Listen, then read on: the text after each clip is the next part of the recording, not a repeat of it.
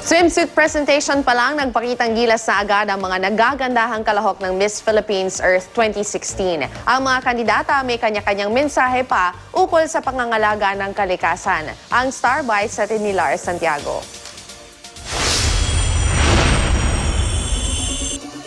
Piling-pili ang mga kandidatang kalahok sa Miss Philippines Earth 2016. Hindi lang mga purong Pinay ang kasali dahil dumating din ang mga kinatawan mula sa Filipino communities sa iba't ibang lugar sa mundo, katulad ng Amerika, United Kingdom at Australia.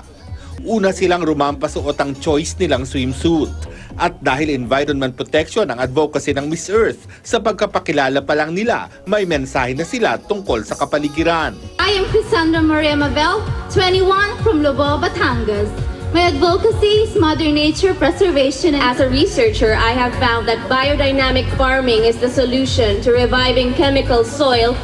Self-confidence naman ang kanilang ipinakita sa pagrampa ng naka-two-piece swimsuit.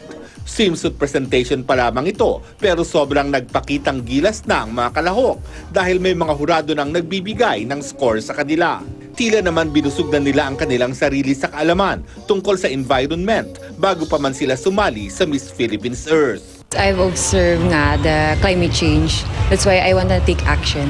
We should educate children about environmental conservation. That way they can hopefully bring it into the future. And not just because I love doing pageants, but also it's an urgent issue of climate change. Lars Santiago, GMA News.